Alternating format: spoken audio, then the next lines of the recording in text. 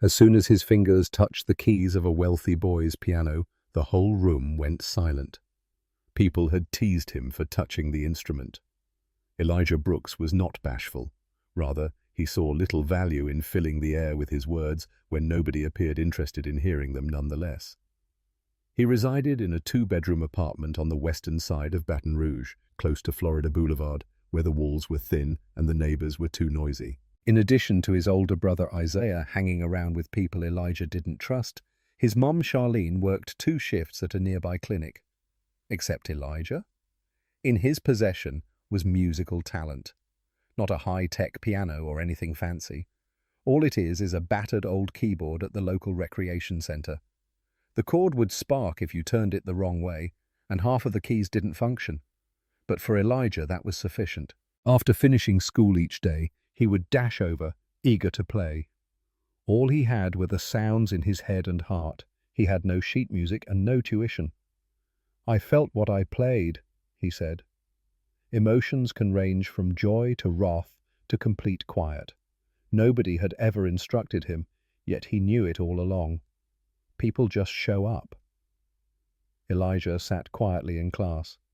He didn't cause any problems, but he also didn't stick out. He had a unique style of tapping rhythms with his pencil during algebra, and his eyes would light up whenever the school anthem was played during the morning announcements. His teachers often missed this. The majority of the children paid him no mind unless they needed an answer or were looking for an easy target for their teasing. Martin Luther King Jr., high school music teacher Ms. Delacroix, was his one true escape, in the center. No adult seems to notice him for anything other than his reserved demeanor than her. Whenever she noticed him humming during lunch, she would discreetly gather him aside after class and pose thought-provoking questions regarding scales, chords, and the art of hand-telling tales rather than verbal presentation. Elijah, she once told him, that he had a unique perspective on the world after he made up a lullaby for a role-playing infant activity. Keep it in mind at all times, he had no intention of letting go. The school then announced a joint event with nearby Bayside Prep, an outstanding private school, one Thursday morning, right before spring break. The plan was for Elijah's class to spend a day at the other school, participating in workshops and seeing student performances as part of a community arts exchange. There was a collective groan from the children. Elijah straightened his back. He had heard about Bayside Prep, a sushi cafe, large lawns and mandatory uniforms. They supposedly possessed a baby grand piano in every room of the music department. It was impossible for Elijah to imagine. He was completely unprepared to play a real piano. However, he had witnessed one in the past in the downtown concert venue, gifted with tickets to the Philharmonic by his class. It seemed surreal as it shimmered under the spotlights of the stage. Most of that performance went unheard by him. He couldn't tear his eyes away from the pianist's fingers. This was his chance to witness it firsthand, and who knows, maybe even give one a go, when nobody was watching. Despite a tiny spot near the cuff, Charlene ironed his finest shirt the night before the trip. "You behave," she murmured, her gaze fixed on the ironing board. "Please don't make a fool of me in front of those folks. I refuse." As he nodded, he warned her not to touch anything she shouldn't. He also meant it. Music, though, has a way of erasing all boundaries. One misstep, or perhaps a flash of bravery, was about to alter Elijah's worldview in ways he could never have imagined. Even though the bus travel to Bayside Prep was barely 30 minutes long, Elijah felt as though he had entered another world. He gazed out the window as the bus passed past the iron gates, taking in sights of neatly manicured hedges, functional fountains, and buildings that were more like museums than classrooms. Standing in clusters, children wearing matching navy blazers chuckled in the carefree way that individuals do when they aren't worried about the future. Everything appeared excessively tidy and still. The walkways, too, seemed pricey. Holding onto his bag strap, Elijah trailed after his classmates as they disembarked from the bus. He remained silent as he observed the courtyard, which featured a bronze sculpture in its center. The sculpture depicted an egotistical founder holding a scroll and sporting a smug grin etched into his face.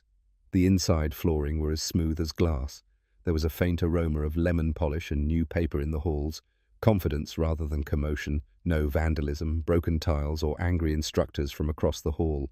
He escorted the group as they passed framed exhibits of student artwork that appeared as though it belonged in a museum. With one item actually having a price tag, $200, Elijah gazed in disbelief. Also gifted with a sketching pen, he had never received an opportunity to purchase his work. Inside an auditorium, the Bayside students were already neatly placed in rows, and they were soon led in after. A grizzled old guy greeted them in a voice more commonly heard in religious settings. He addressed the gathering as a celebration of talent from many backgrounds and made a few remarks regarding togetherness and artistic expression. Looking around, Elijah took stock and tallied. He was one of no more than 5 black pupils present. It seemed like the majority of the Bayside kids had never gone without food, or been told not today, or that they wouldn't get new socks until Friday. A brief set by the Bayside Jazz Ensemble was shown to them. It was amazing, excellent, well executed, and polished. However, Elijah felt his chest constriction because of how scripted everything seemed. This was due to the fact that, although he was confident in his abilities, no one in this place would accept his word for it unless he demonstrated it. Separate sessions were formed. Room 208 was designated as the location for Elijah's songwriting workshop. He went there with a bunch of strangers, remaining silent as some of them made fun of the school cafeteria fare and the Tesla that belonged to their parents. To be sure, room 208 served as a music room, just not in the same way as the one at home. In this one, you could hear every instrument playing in perfect harmony.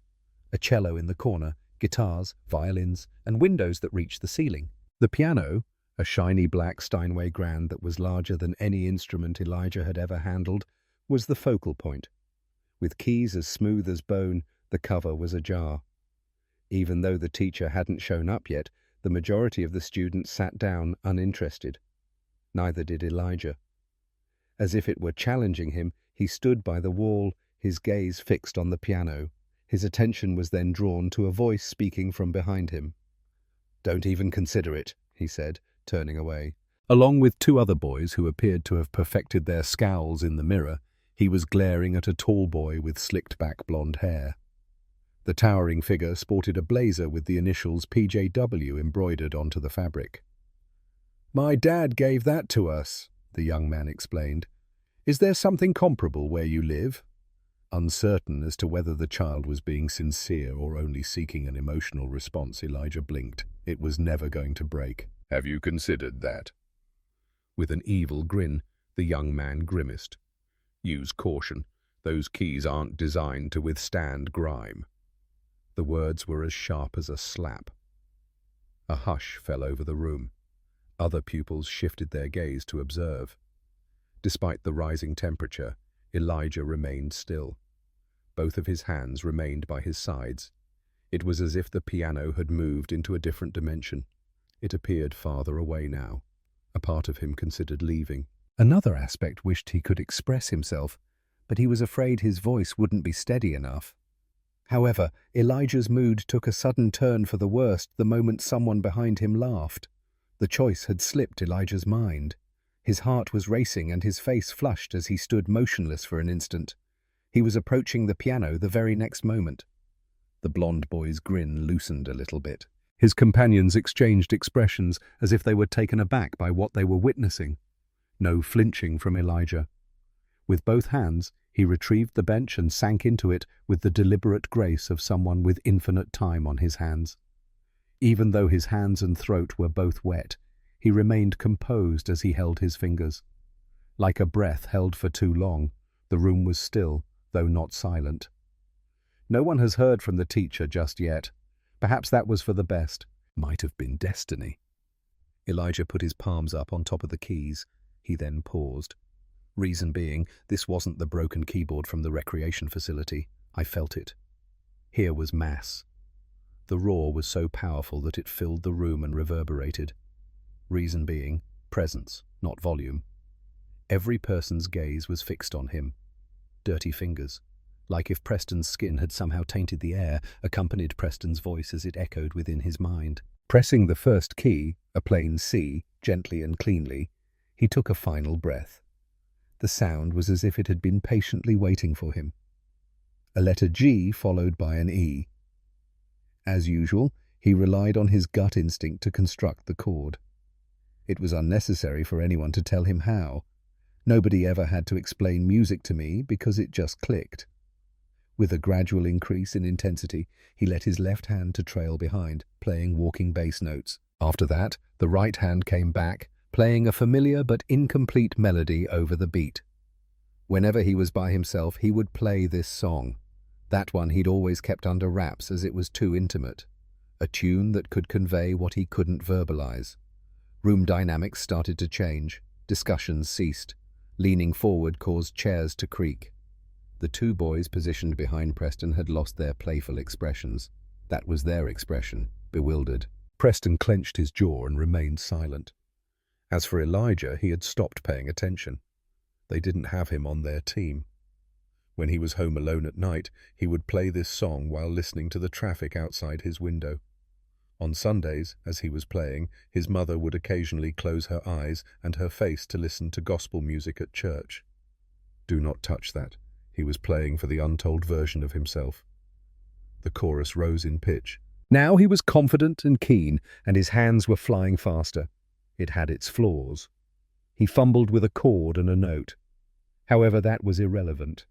It felt real and real alive, the kind of play that proceeded without seeking authorization. The room was still for a moment after he halted. A pause ensued, similar to the one that follows a blow to the abdomen. Another student clapped while a girl in the back of the room softly screamed. Other people came also. Little did Preston budge. He sat with his hands tightly clasped at his sides. A friend of his whispered that it wasn't bad. However, Elijah detected a different tone in his speech. It was a tribute. Upon opening, the door made a squeaky sound. At long last, the teacher entered the room, clipboard in hand. Halting in mid-step, she glanced over at Elijah and then at the shocked students. "Have I overlooked anything?" "Excuse me?" she inquired. At the front, a youngster slowly nodded. "It was you, dude." As he slowly pushed the bench back into position, Elijah got to his feet. He remained silent. He could have skipped it. Silence wasn't uncomfortable this time. You deserved it. Elijah turned around to find something completely unexpected waiting for him in the corridor right when he thought it was finished. Feeling conflicted between pride and fear, Elijah moved into the corridor, his chest constricted by the adrenaline. He was unprepared to participate. Not only did he manage it, but he had no idea he could. All of a sudden, there was a noticeable shift. Then he noticed them. The music room was accompanied by a small throng. A handful of instructors and students from different seminars were enticed by the music.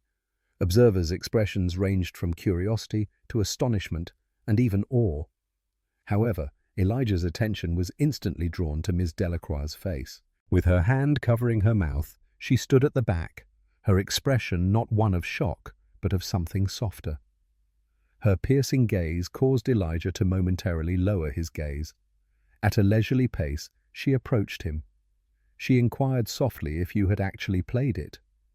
At that, he gave a little nod. "Did you own that? That tune?" Reluctant to actually say it, he nodded once again. Before returning her gaze to him, she peered into the room beyond him. "My goodness, Elijah, that was excellent. People will remember that." He was at a loss for words. Memories weren't anything he'd considered. Without fear, he yearned to touch the keys and hear their music. Unfamiliar with the face, a different educator stepped forward. A towering figure, dressed in a grey jacket, with a clipboard stowed beneath her arm. Meeting him at eye level, she bowed ever so slightly. Her name was Mrs. Caldwell. "The advanced music curriculum is within my purview. You could be heard from across the hall." Nothing escaped his lips when he opened them. It was as if she was oblivious. "Did you ever enroll in a class?" He expressed his disapproval by shaking his head. "How did you acquire such a skill?" He claimed it was just practice. "At times I play at the recreation center, and when my brother grants me permission to use his headphones, I play at home." She grinned. "Wow, you're really talented. You cannot inculcate such an expressiveness or ear. You support it, you cultivate it. After what seemed like an eternity, Preston made his way out of the classroom, his blazer a tattered mess from his prolonged lean against the wall. He looked around at everyone, then zeroed in on Elijah. Both looked at each other, but said nothing. Preston remained silent while his companion giggled and whispered something. He seemed uncertain rather than angry or cocky. Suddenly, Miss Delacroix appeared. "Would you be open to performing an instrument at this afternoon's final performance, Elijah?" With a straight face, he raised his eyes to the sky. "Am I?" The inclusion of a closing speech by a guest student is a guaranteed tradition. "Nah, I'm quite sure you should go ahead and do it." Before returning his gaze to Miss Delacroix, he glanced at the floor, then at Mrs. Caldwell. Like a second punch, a surge of anxiety washed over him. It was one thing to play in front of a small group in a classroom, but an entire auditorium? "Uncertain," he murmured. Soothingly, Ms. Delacroix told you that it was unnecessary. However, I believe you will come to regret not doing it. Aware of her validity, he acknowledged her right. Slowly, he nodded. All right. The instructors started to disperse, the corridor cleared, and the scene faded into the day, as Miss Delacroix guided him toward the performance hall. Elijah walked slowly along the seemingly endless hallway. However, he felt a change within himself at this moment. To be more precise, it was lack of confidence. The level of assurance has increased. That feeling you get when you hear a song for the first time, yet instantly recognize the chord progression. Left behind, Preston remained solitary by the entrance. "Elijah," he whispered. With that, Elijah pivoted. Preston appeared as though he was about to speak. Perhaps to retract his former statement, perhaps to pretend as if it never occurred. However, he merely shrugged his shoulders and averted his gaze. Elijah had no clue who else would be lurking in the wings or how far his performance would reverberate when he stepped foot in the auditorium later that day. Compared to Elijah's memory, the auditorium seemed much brighter. With his pulse racing, he gazed down at the shiny stage floor from behind the curtain. A half-full house of chairs extended beyond the stage. With a mix of jest and phone scrolling, students stomped in with snacks and programs. Near the rear, a handful of instructors were whispering between themselves. Everyone else seemed to be taking it easy, but Elijah... Sweat was starting to discolor the collar of his already wrinkled shirt, which he had been wearing all morning. A little tremor ran through his fingertips. Not because he was afraid to play. He had faith in his hands. It was the presence of strangers, the pressure of being noticed, and the throng. Ms. Delacroix stepped up to him, her voice barely audible. "What if I make a mistake?" He worried that they would adore you. No matter how much effort you put in, it will still be noticeable to them. Somewhat that was helpful. The final act of the festival was introduced by the student MC, a towering young woman with thick spectacles and a refined voice. "We are pleased to have a Martin Luther King Jr. student here today. Elijah Brooks, senior in the middle school, performed a solo piano work." Elijah stepped out to respectful applause.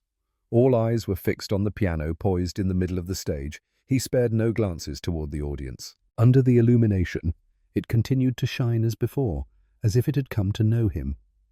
Seated, he took a deep breath, released his grip on the instrument, and began to play. That tune wasn't the same as before. Like a letter read aloud, this one moved at a more leisurely pace and was noticeably quieter. Something about the spaces between notes and the way some chords lingered for longer than they ought to have caused an unnameable pain at first. A change occurred, and it became warmer and more courageous, as if it were a creature struggling to stand on its own. His mother's prayers in the kitchen while she assumed he was asleep, the lonely nights spent alone in his room, every detail revealed something about him. The way the keyboard at the rec center fired up every once in a while, but never went dead. Everyone, including the professors, ceased muttering. In the middle of the second half, the feelings conveyed in his notes finally reached him, causing him to lower his phone and lift his eyes. Despite his tense body language and watery eyes, he remained resolute in his grip. He continued playing to the very end. Slowly, as if letting go of something heavy, he raised his hands as the final note faded. Quietness ensues, followed by one clap, then another, and finally the entire room. No one rose to their feet in applause. The cheers were genuine and heartfelt, even if it wasn't a film. As some of the pupils rose to their feet, a single educator dabbed at her makeup. Astonishment was visible even to the announcer. Without thinking, Elijah rose from his seat, bowed, and bolted off stage, evading the onrushing audience. He was panting heavily as he leaned against the hallway wall. Suddenly, a voice emerged. After a moment of awe, he turned around. "My name is Preston." With his coat buttoned and his hair somewhat in order, he no longer exuded an aura of arrogance. Friends weren't standing by his side this time. According to him, he had no idea you were capable of all that. Regarding what I mentioned before, Elijah remained silent as Preston moved. Even though I was in the wrong, Elijah remained silent.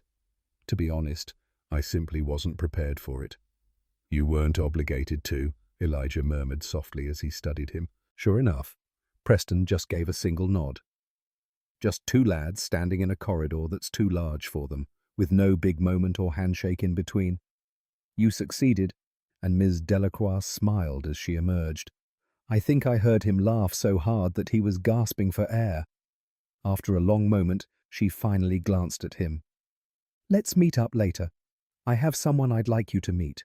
Elijah had no idea that someone in the audience had already made a call that would lead him to opportunities he had never dreamed of before. This was after the bus had returned to the Martin Luther King Jr. parking lot. The sky was striped with golden light in the middle.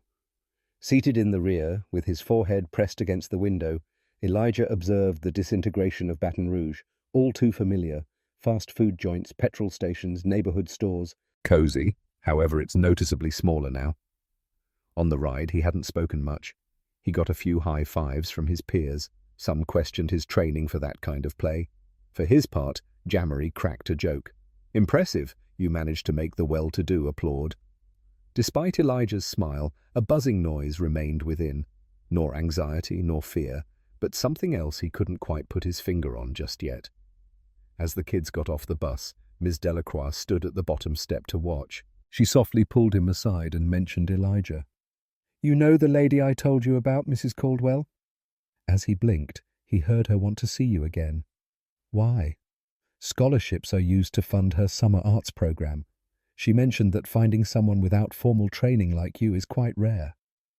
He glanced at his sneakers, seeing that the left one had some scratches. "Lessons are out of my price range. According to Miss Delacroix, that is the main idea. Rest assured, all of your needs will be met. All you have to do is turn up and participate." A word escaped Elijah's lips. Young people like him didn't have unfettered access to opportunities like that. In addition, she mentioned that she had promised to speak with your mum. She'll be curious. Standing in the kitchen that night, Charlene held the brochure in one hand and a half-burned grilled cheese in the other. Her expression was expressionless, yet her quiet spoke volumes. She finally spoke up and demanded to know if they weren't planning to exploit him. "No, ma'am," Ms. Delacroix retorted from across the table. "This is a genuine chance. All over the state, students have benefited from this." Charlene gave the document another glance. In addition, where would he choose to remain? The Baton Rouge School of the Arts offers supervised dormitory living for a limited time. By summer's end, he would be back home. With his bag still fastened, Elijah perched on the edge of the sofa. He clenched his fists on the buckles. He was met by his mother's unwavering gaze. "Are you interested in this?" They locked gazes. Presumably, yes. Her sigh was profound. She would only let forth that sound when her thoughts were far ahead of her speech. Quietly, she mentioned that he is 12 years old. "I will be careful," Elijah whispered, his voice barely above a baby cry. She glanced at Ms. Delacroix once more. "That's sufficient for the moment. I will give it some thought." It took a week for the letter to arrive. Across the center of a white envelope with blue trimming is beautifully typed his name. The official offer was enclosed. Once Elijah had read it 3 times, he gave it to his mum. At first, she remained silent and simply nodded. Afterwards, silently returned it. A duffel bag that was excessively large for him contained his belongings. He was driven to the university by Ms. Delacroix herself. She informed him about other children who had participated in the program while they were on their way. Before their first session, some of them had never even held an actual instrument. Others, who had continued their education at prestigious institutions like Berkeley and Juilliard. She claimed that they all sounded different from you. My words have no meaning. You couldn't tell the campus from Bayside, nothing flashy or showy, but it had an authentic feel to it. The windowsill of the music building bore the marks of paint chips, and the benches were worn down from years of students waiting. That appealed to him. He performed for 3 teachers on his first day. They failed to inquire as to his origin. They wanted to know which key he was most comfortable with. D minor, he said. They appeared to comprehend by nodding. He managed to churn out 3 fresh compositions at the conclusion of the initial week. At the conclusion of the second, he was demonstrating to a fellow student how to use intuition rather than calculation when navigating transitions. He was practicing in the practice room one night after supper when his teacher joined him. She proceeded to tell her husband what she had heard you play. No, Elijah said, shaking his head. When talent is fearless, it looks like that. New keys in hand and doors swung wide, but Elijah still needed to complete one last task before everything seemed genuine. Elijah returned to Bayside Prep in the month of October. He didn't show up on a school bus this time. There were no matching T-shirts or field trip paperwork in his bag. Returning at Mrs. Caldwell's invitation, he arrived solo to do a recital performance in the fall. A summer arts program participant's surprise solo performance was her idea. Something that could be done to demonstrate the potential of undeveloped talent if given the proper encouragement. In the time since spring, Elijah had gained a little height. His hands had grown more composed, his clothes fit better, and his curls were more under control. People paid attention when he spoke, even though he still didn't say much. The stage, the auditorium's immaculate flooring, and the brilliant lights were all exactly as he remembered them. At least it felt smaller in comparison to him. Sitting in the first row, Ms. Delacroix had her handbag perched on her lap, and her eyes beamed with subtle pride. Alongside her, we have Charlene, who is adorned in her finest blouse and who clings to the edge of her seat as if it were her sole anchor. At first, she was unsure about the performance. She had previously stated that she was unsure of what these kind of individuals wanted from children like you. Just to hear, Elijah had responded plainly. She stood there, patiently waiting for word. A short introduction was made by the MC. A young man who shows us that music is important is our last act for the night. Let me introduce you to Elijah Brooks. He left in a calm, measured fashion, neither too quickly nor too sluggish. Still there, patiently waiting, was the Steinway. He was unhesitating this time. He had composed the piece just 2 weeks prior, drawing inspiration from his summer, and he played it for the first time. Movement was all it had, no title. At first it was slow and steady, like counting steps. After that, I ascended, step by step, into a warmer, more secure environment. A few flourishes here and there, but nothing too spectacular. Everything was meant to be. Thoughts formed mid-sentence and notes flowed like water, truthful, sincere. In the middle of it all, he looked up. With his arms folded, Preston observed from 3 rows back. Since that hallway, they hadn't exchanged a word. Words were unnecessary for Elijah. Now there was lightness in the air as they conversed. There was a wealth of wisdom in there. Elijah held the last note in his fingers for an extra second, allowing everyone in the room to catch their breath. He raised his hands thereafter. The applause was much quicker this time. Charlene stepped up, unapologetic, unafraid, and genuine. At first, she remained silent, staring at her kid as if he were a miracle. She smiled softly after that. He was contacted by several after the show, members of the community including educators, parents, and even some students. Regarding his musical background, they inquired, "Just what happened after that?" Still uneasy about being the center of attention, he responded as best he could. Still, he couldn't shake one particular incident. When a skinny little boy, maybe 9 years old, with crooked spectacles came up and whispered, "It inspired me to give the piano a go too." Minimally, Elijah bowed. "Do it. I'm at a loss as to how. What matters is that you begin, the boy said with a smile. I was satisfied. Afterwards, on the way home, Charlene remained silent. Elijah inquired if you were all right. Nodding, she gave the signal. I simply never expected to come upon something like that, especially with your name attached to it. His gaze shifted to the window. The streetlights sped by, becoming hazy. I didn't either, he added. Perhaps it was always present, though. Although she remained silent, she did place her hand on his as they crossed the console. Elijah sat down with a notepad on his lap that night at home. Words, not music, were his medium, a line he wished he could recall amid his disorganized thoughts. You are welcome to drop by whenever you like. Nobody had ever authorized him to sit down at that piano. He had accepted it with grace, candor, and complete comprehension. Doing so served as a reminder to both them and himself that one's background, attire, or parental financial support have no bearing on one's ability. Its sole concern is that you pay attention when it summons you. Here is your indication if you're viewing this and questioning your abilities, or whether you're permitted to give it a shot. Yeah, you totally are. Now get moving.